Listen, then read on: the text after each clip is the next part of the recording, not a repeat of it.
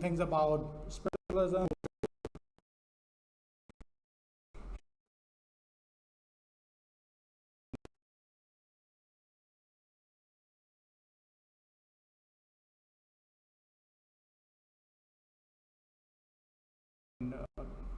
Bachelor's of Commerce, which is equivalent to business studies here, and etc. through our organization at this point, currently certified from here. So how is everybody doing in today's world? Pretty good, hanging in there. We're here, wonderful. So my thoughts that were running in a very random order, which usually is the case for me if I'm speaking or doing something, because it's an opportunity for me to pay attention. And that's what I would like to welcome you all, no matter where your learning and understanding is, hold on to it and just be open enough to understand what we will talk about here.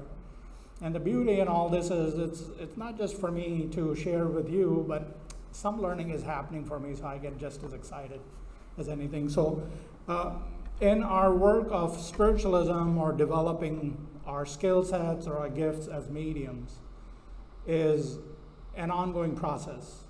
And that's why sometimes I like it to be as a practice of mediumship instead of a finite thing of reaching to a certain point, because it's always evolving and always growing, right?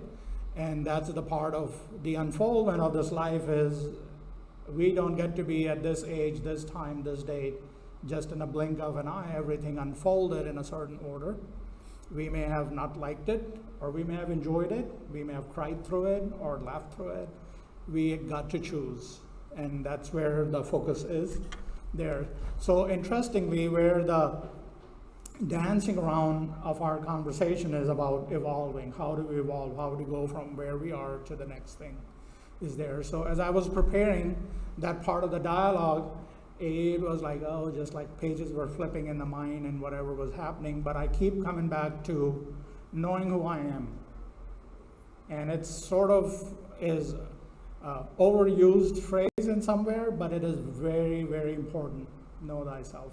I will tell you a little story. In 1998, 1999, I was piquing my interest in learning Vedic astrology. And I'm sharing this example because you have your own examples in your life. So I was coming up to a peak of learning what astrology is all about. I haven't studied my astrology from cover to cover. I have a very experiential way of discovering my sense of astrology or what I know and work with it. I trained and studied under my mentor guru at that time, nonstop for several months. But what I discovered in that is he kept gently pointing me towards my own chart.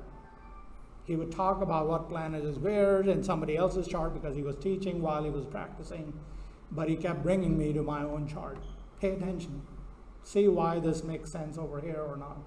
So what it came to me is I got so exceptionally good at knowing my chart that I had a beautiful understanding of why planets are where they are based correlation to my own chart. And this could be me giving out my secret of how I excelled in my thing, but I no longer practice astrology actively, but I'm still very ingrained and enriched by it. But what it kept benefiting me was know thyself. I got to know my chart inside and out, and I can breathe, and sometimes if I'm in a very difficult spot, I break down and I look at my own chart and see where things are moving. It gives me an idea, a sense of purpose that connects me with that. But the point is keep coming back is know thyself. So coming to the US, finding Cassadaga was a matter of months for me. And I started to come to class, and as we took classes, there was a reminder is pay attention, pay attention. And there was a lot of time in mediumship classes when we were doing exercises with other participants and other people that were attending the class. We would be doing the reading, or we would be practicing what we are understanding. And our teachers would remind us, don't forget to breathe, don't forget to breathe, don't forget to breathe. And that was like an unknown thing for me to know, don't forget to breathe, because we're breathing all the time. But the beauty of our experiences are we don't realize how we breathe. And I can tell there are many of you that are present here and those that are virtually with us. Some may know how they breathe and some may have no clue how they breathe. And part of me was like, what am I doing wrong? What do you mean by how do I breathe? But progressively it made sense. And as I share a little bit more into it, we will understand that. Then I came in close contact with one of the direct disciples of Paramahansa Yogananda in Georgia. And I went into those 2 years of understanding and being in that groups for meditation. Roy Eugene Davis would very much say, stay present with your breathing. Fantastic. Focal point is breathing. And then he would talk about and understanding what is rising when you're breathing, the emotions that are rising, the experiences that are rising. So there's a lot that comes up when we go into that little contemplative, quiet space. So in the busyness or in the chaos of your life and your own journey, you understand you have to find a quiet time to figure out what's going on. Sometimes the chatter is welcome, but sometimes the chatter is too much. And Roy Eugene Davis would say, as I will share it later on, is that breathing can put you back to where you were, right? So you understand that part of the construct of that sense of breathing. But then again, the aha for me was just that little nudge in my brain is, oh, this is like knowing where I am, where my emotions are, where I am sitting through the day. And then progressively here in our classes, through some of our old trained teachers would talk about, getting in touch with yourself and understanding what your makeup is. So in different phrases, we were just coming back to that same point as know thyself. So my part of first question that should be an internal question to you is, do you know yourself? Do you know as you have become who you are? Or do you know the naturalness and the purity and the sanctity that is there within yourself? Because the world inevitably pushes us to change who we are based on flight and fight responses or past fears or rejections or successes. We mold ourselves into something else, but the question is, do you know yourself? We do have a teacher in our organization that he does teaches several workshops and classes, know thyself, but there are other teachers as well that teach it in their own language. But today you're going to create your own language with that, is there. So for me, as I would welcome you just very briefly, and I try to keep it engaging, and those that are in the comfort of your home, just play along as you go through this exercise. I would like to, it doesn't matter right or left, just place your one hand on your belly button or in your abdomen and the other one in your chest. And just breathe as you breathe. And if things drop, don't worry about it. Just breathe. And all I'm wanting you to do is just be natural state of breathing, not trying to breathe, just breathe as you do normally. And just find what part of the hand is rising and falling. Is it on your abdomen? Is it on your chest? Which part rises when you breathe in naturally, normally? And is that the same part that collapses? And that's all. Simple. Because I just wanted to create a baseline in understanding what's going on.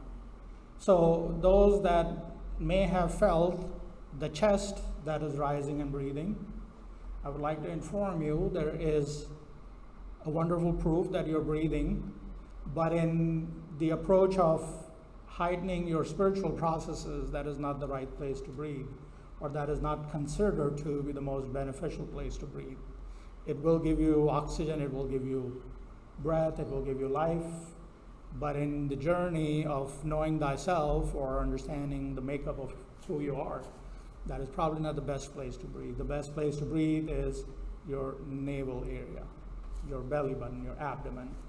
Now we will talk about why this is important. Our navel our solar plexus in that region controls a lot of things in our life. And we accumulate a lot of things there through stressors, through pressures, responsibilities, etc. So there's a lot that goes into our solar plexus area. But the belly breathing is the name of the game at the moment for this conversation, because it does allow you a sense of rejuvenation of your system, and it allows you a little aha there. So we'll talk about what happens when you do breathe from your belly as opposed to your chest. So when we are breathing through the chest, there's also a thing is that we are either under pressure or duress, or something is stressing out, because we hold our breath. We hold our breath. We keep it on the upper part of our respiratory system, but it's also a thing that we are not relaxed. The body is tense. Consciously, subconsciously, something is not letting us relax to breathe through our belly.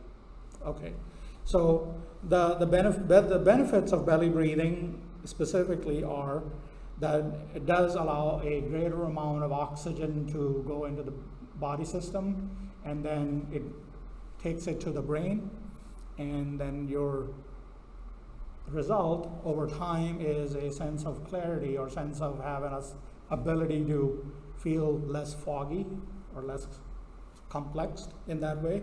It does also heightens your metabolic system, which you would understand if your metabolism is working fine, the body organs and all the systems, all the 5 systems in the body work with each other very fluidly. They work seamlessly, and it goes on.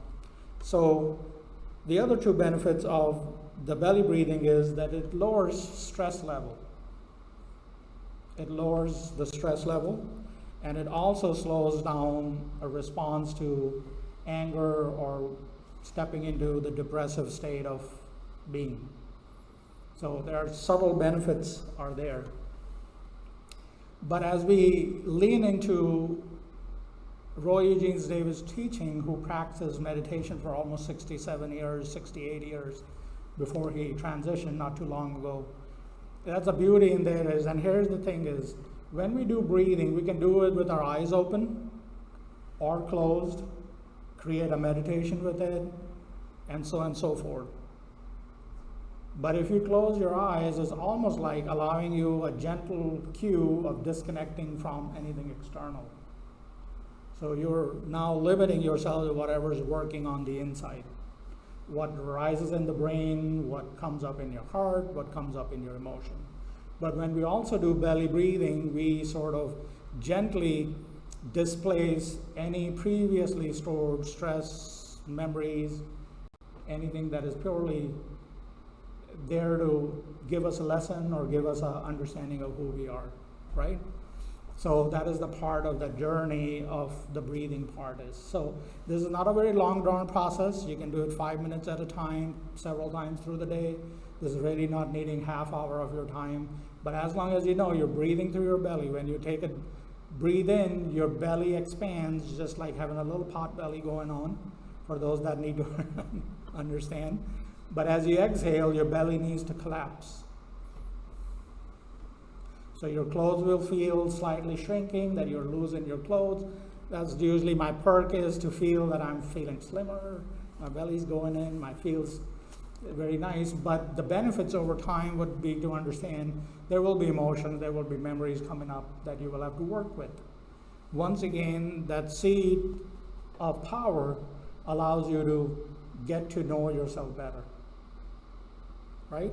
So you understand that. That belly breathing is also called diaphragmatic breathing, because you compress the air into your lower abdomen area for that reasons. Okay, so if you are a natural, habitual chest breathing space person, and as you start to do your belly breath and you know your chest is still rising and flowing, all you have to do is just subtly, gently shift it into your abdomen. There's no trick of start and stop. You just let it do and just shift so that your belly starts to rise and collapse. Okay, so these are the just few things that will help you to know thyself. But the know thyself is also living life in the way you live life. That is another way of understanding know thyself. What are my triggers? I have noticed, and I don't know why I'm noticing this, but this is my sort of a self-awareness thing at this time. A lot of times when we are making eye contacts with other individuals and passing on the street, on the stores, and if you have this natural smile as a response to seeing another human person, have you noticed there is a less and less response? And I'm really not sure where it is. You know, I do not know you from anything, but why is that? So that's my awareness. I'm understanding it's not about me, it's not about them, but I am just curious how, as we move into the society creature, how we are impacting that. Because it's beautiful, isn't it? You know, if you get a smile from somebody, and if you're not having such a great day, it just gives you that little shift in your being. It's like, oh, that was a nice way of looking at somebody. But that's again a part of a simple example of saying, know thyself is there. You know, there are small things that are triggers to give us a little boost of anger or an upset is there. So you have to understand those cues, because that is also a little point of reference of know thyself. So you know those are the things is there. Then you have to understand, do you enjoy a cup of coffee more than an iced tea, or vice versa? Or you enjoy another set of drink more than the other set of drinks? It's a choice thing, but that, once again, the thing is know thyself. Now, what does know thyself, I am repeating over and over again, and your breathing will do for you. It will give you a sense of awareness when you are stepping in your awareness of who you are, how you have come to understand yourself, but it will give you also awareness when you shift it out of it, when you change that pattern. And that was the beauty of recognizing, oh, this is not me, this is, I'm just responding to something is there. It's usually, I find in my own journey and my own sharing is very good in understanding when I'm feeling sad, or I'm having energy, and I'm starting to go into that little more low energy, which is not the best place for me. But then again, it comes as an awareness where we are in the mixture of things. A lot of the times we don't understand, we just continue to feel a certain way. So we spiral down in some sense is there. So just understand that having a simple awareness about yourself is very important is there. The other cue of knowing thyself is try not to be a daredevil. When you know your limit, don't push on it. You know, in today's time, I don't feel like I should be going on hiking or trekking or mountain climbing, because my center of gravity is totally different than what it was 30 some years ago. But that is also a case, and as we age and mature, sometimes we forget it's time to gently go down. It's time not to push on that boundary. It's time to step back and enjoy where we are. And I'll give you an example. I am an athlete. Some of you will wonder about that, but I'm a very avid athlete. I practice more than I watch it. So in my younger years, I was playing cricket back in India, and we were playing in a private club. Our friends formulated a private club, and I was not the best player because there were some great players in my team, but I then slowly stepped into playing at the bottom of the list because I was not good. There were other better than me. But the awareness was, am I less or are they better? And I chose to see them as better. And as I stepped into that role, because they were younger than me, they were more flexible, they were faster, and I was like, okay, let them play. So I became the organizer. So somewhere I took on the responsibility of arranging matches with other private clubs and teams, and we played. And it was time for me to recognize this is your last hurrah. So I played really hard. I put myself, this is my last hurrah. But I retired after that one game where it was my game that allowed the team to enjoy the victory. And it's not to my credit, but I recognize that's my peak performance at this sport, and it's time for me to step out of it. And I did. So I would go there for a few weeks to support them and encourage them, but I also was recognizing it's not for me anymore. So know thyself was very early on. It was 1998 time period, 2000 time period for me, but I was just aware of simply from that point. But what I'm saying is, you know in your lives where your family members or friends should have quit when they quit, or they should have changed their pathways when they had the awareness that's the good timing for it. We a lot of times see with professionals, that we keep pushing, because that is the thing that defines us, who we are. That's our identity. But we don't know how to step out of that. So know thyself is a very subtle but very simple thing to say. I'm aware. And that last hurrah sometimes is good because you left at the peak of your season instead of being ridiculed on the downward slope. So just knowing thyself is important. So why do we talk about all this in a spiritualist setting? Everything is spiritual. You have your own rose-colored glasses to see what that spirituality is, what the spiritual journey is. But as a spiritualist, why do we talk about know thyself?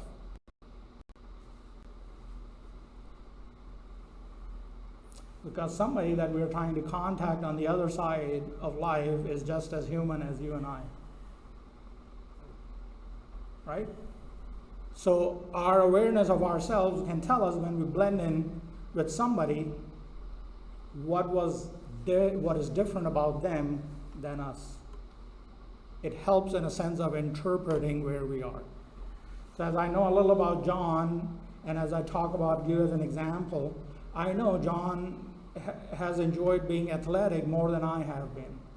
I know that he's good at it, so when in time John comes back to communicate, or I come to communicate, somebody will know Joy enjoyed sports playing, but he was really not good at it. But at the same time, in John's experience would be, John was really athletic. He practiced every day, he ran every day, he walked every day, and so on and so forth. There's a little subtleties there, so knowing thyself as a medium or an intuitive is just the thing, is we're creating a baseline that will tell us where every other energy shifts in our experience, right? So how many in this room that are present are sensitive, they are empathic, or they understand the subtlety of energies? I think most of us are. And we can tell that little subtle shift in our energy field when we are experiencing that change. A long time ago, I understood when spirit is there, it has to be cold. The temperature drops.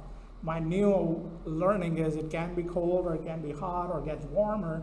It's subjective, so not to blind myself in one construct of mind. But that little subtlety of that feeling plays, that empathic value, that little intuitiveness, something is different, something is good, happy, different, or something is, no, different. But we have that little compass. But understand, why do you feel that? Because you know who you are, you know where you are. So strengthening that compass of knowing yourself is very important. And it does come with being aware of life, where life is. It comes with being aware of who you are, how you participate, how that participation has changed over a period of time. It just all formulates into all those things. So it's not just saying step 1, 2, 3. Maybe there is, but then you get to choose what it looks like. Because you're different than the person sitting next to you. You may look alike, but you may be different in the makeup of your energy, so far. So that is point to remember is, if you are wanting to develop your continuity with the spirit world, it would be very nice to build your own relationship with yourself. Understanding your own cues, understanding your own aspects of learning, of sensitivity, and so forth. When you sit in the classes, push on yourself and understanding who you are, why that experience is. Go a little bit deeper than just having a little aha moment of like, I got some piece of information. But just, make it work for you so that you have a wonderful bonding with that knowing that is evolving inside of you. Okay, so we have talked enough about knowing thyself and breathing and the practices. Now the part of that is, we have to understand, as we are working with either the breathing as we talked about, or through the spiritual concept of mediumship, healing, or anything intuitive, it is a wonderful recognition that not one sense can primarily work independently. It has to be a bond of more than one, more than two, to be able to create a formalized thought of what's going on. So not one sense. If anybody feels that they are clairvoyant a lot of times, or clairsentient, which goes in our abdomen area again anyways, you have to understand that clairsentient is like a flat picture. It doesn't have any depth or emotions without other senses to it. Because even if you describe that image, you're using other constructs of your senses in saying what the picture or that image feels to you. You understand? You're seeing the picture, but you're giving a word of what it feels to you, and you have to understand to build into that construct of understanding to how to describe that image. Same thing if you're primarily a clairsentient, that you feel a lot of information, but then you also have other cues. Maybe your olfactory is going to run to say, you know, I can smell your mother peeling oranges, or she's cutting into a lemon, making a lemonade. Very classic cues of saying, cut a lemon, squeeze a lemon. Can you smell it? Can you taste it? But that's once again showing, you know, when you have that feeling, there's some other sense that is provoked to give a heightened experience for the next thing. Same thing is for healers. When we're scanning or we're working with a healing construct of mind, we are still palpating what it feels like, what I'm seeing, what I'm sensing. So there's a multitude of energy that we scan and examine to understand what's going on with that. So keep building that energy. Now, in my last few years of studying in the British style of mediumistic development, they have a beautiful phrase that goes on is sitting in the power. We just had a class not too long ago. I was not a part of the class, but I speak from what I've experienced there. They say to sit in power, and I really didn't get a grasp of it to what it was, because, you know, systems are different, the explanation is different. But here's to what my little small rephrase of the energy is. To sit in the power is basically to understand your root center, your sacral center, your solar plexus, and maybe a little bit of your heart center. Because life happens within those three regions, and sitting in the power through the experiences of those that are passed on will come through the construct of those things. There will be other aspects of that sitting in the power that is elevating, and you will understand that. But once again, you know, if somebody was really spiritual, it's still going to come through the three primary centers to get that awareness. They're not really floating in the air, so to speak. So it was very interesting to study here, and then to be able to expand a little view and the construct of going in a different society, different culture, different understanding, and to have that expanded view of learning. It was just a beautiful thing. And once again, my little small kick in my awareness was, oh, get to know thyself. If I know myself, I would understand more what's going on from there. So as those that are pursuing mediumship here and otherwise in the virtual world, you know, just blend in and know yourself better. You know, if anything that is not so good about yourself, and you know internally, be acknowledging of that. You know, step into the ownership of that aspect of you. You don't have to broadcast it out there, but you can understand from your own perspective, like, oh, that is there. So just understand, as human as we are dealing with those on the other side of the world that once were just human as we are. So it will give you a better knowing of how you navigate that world as you go on into the next step. So I have a little sort of trick question.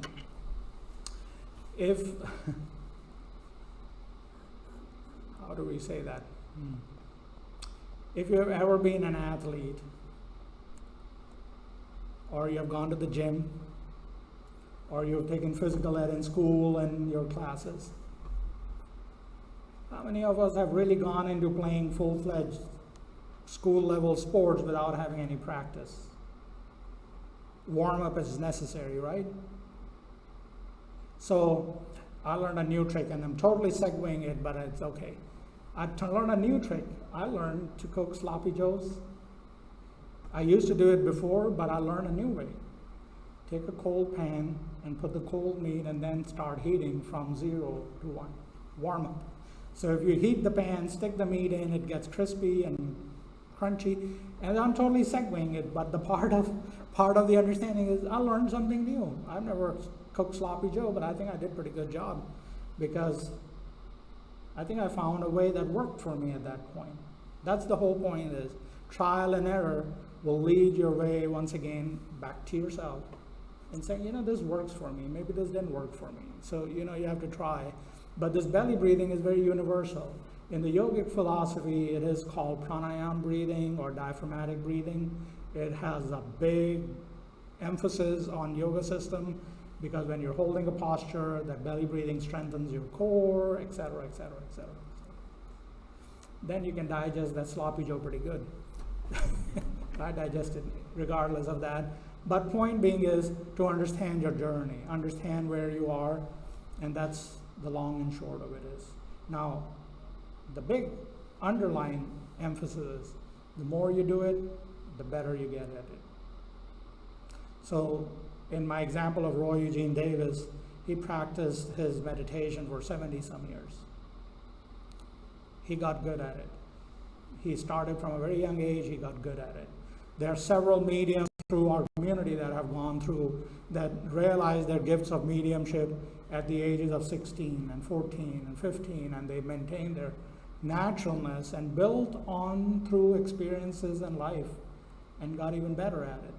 Some of us are here that started very young on, and we are continuing our journey still because we're still alive and we're pursuing that. But then again, I tell my story from my own two shoes. I will be keeping my eye off to find that peak, and before it dips down, I will find something else to step into that allows me to grow continually. So that was about knowing thyself, breathing, your spiritual growth, and the growth of your gifts. They're all blended in together. It's almost like a magic mix of getting to be the best place that you can be. So I'll take questions at this point. If you have any questions, bring them on. Yes, ma'am.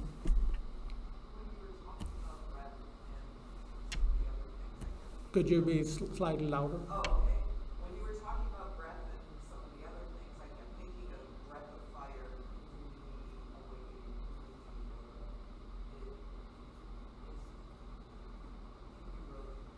Can I relate to it? If you put it down in a very simplest form, it's all the same thing. Because all this breath is running on your spinal cord, it's running through your nervous system. The focus of belly breathing is that's sort of your fulcrum, it's your pivotal point where I am learning to understand that's where the seat of the soul is. And the soul tells you more than we can understand. So having that clarity. So that breath that you're talking about, the energy breath or the Kundalini breath, it still goes through all the chakras. So you don't really have to stop it anywhere if you're practicing that, but you just breathe through your belly. You can still do your Kundalini rising and floating, but make sure your belly expands and collapses. Maybe you'll see a little different experience going on forward. Make sure you're not doing it through your chest. That's all I have to say. Just keep it simple. So thank you for that. There was another hand up in the air. John? The difference to me is breathing from the chest up and the belly up. When you're doing sports, especially boxing or football, you don't want to be breathing through your stomach. I keep it. Then you get hit and you get the wind knocked out. That's actually literal and verbal both. You're right. But we're talking about. You learn about when you're boxing or any other contact sport, wrestling. Right. You want to learn to breathe from the chest. Quicker, sure, right? But you have less of a chance of getting the wind knocked out. That's why I used to breathe a lot from the air. And that's why I used you as an example, because you are very active in that arena. But the point is, what we're doing is more for spiritual practice. We're maybe sitting on a cushion or a grass or on our bed. We're not boxing. but Sit down in the tutorial like this, you can breathe through your stomach what you want, but doing the punch in the stomach. That's right. So, I'm saying, if you're doing anything active, even riding a bicycle, right. breathe from the top. Right. I totally understand, but on the bicycle, you'll probably not be doing any breathing meditation or know thyself type of exercises, usually sitting and lying. So I appreciate your humor, though.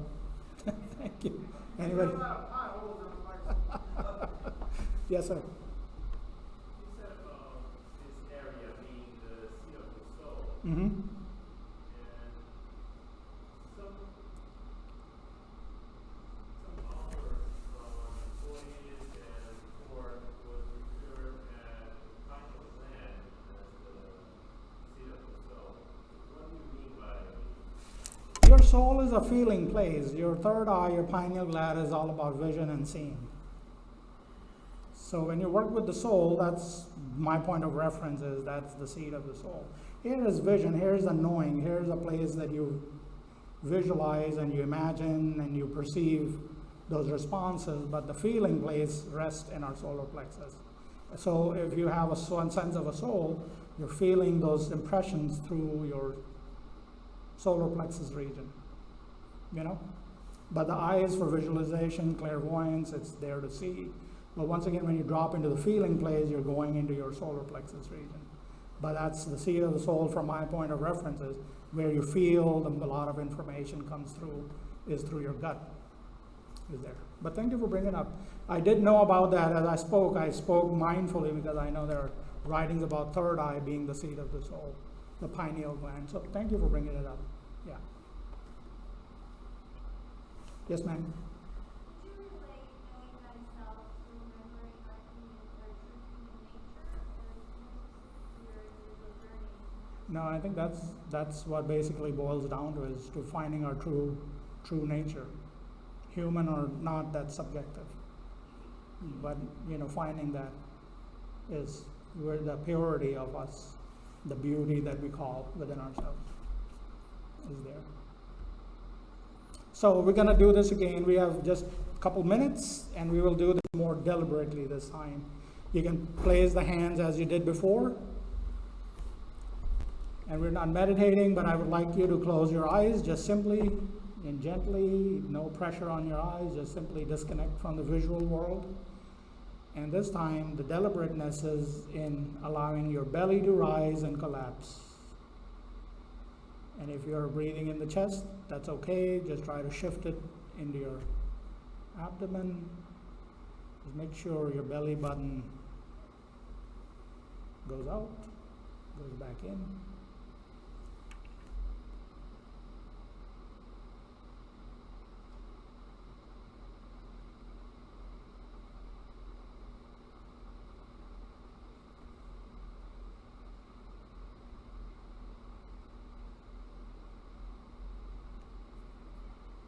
Just a couple more breaths.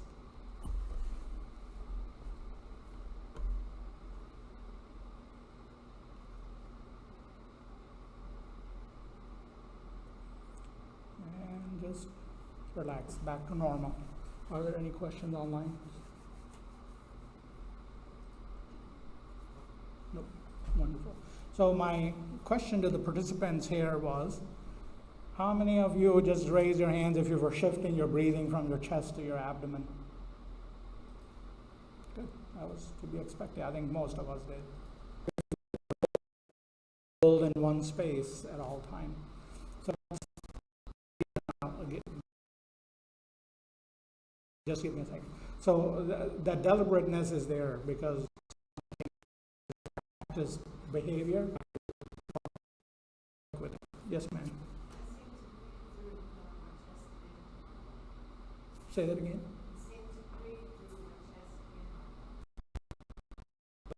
That's good. You be in your natural process, but your abdomen rises and falls. So if you're somebody that can practice the depth of breath that is doing both, then you stay with it. But as long as your belly is rising and collapsing, that's the whole point of the exercise. I appreciate each and every one of you thinking for yourself, and perhaps maybe choosing to put some of this along your day and your journey. However, a stepping point in lifestyle of living in self-awareness, so to speak. So it is empowering, to say the least. So as you practice, you would understand, pay attention to your emotions, take notes, examine those feelings and thoughts, and just be one with it. So at this point, we're going to conclude our Sunday Lyceum. In next few minutes, we will transition into our Sunday service starting at 10:30. So those that are staying, please relax, enjoy, and stay. And we'll see you in a little bit. Thank you.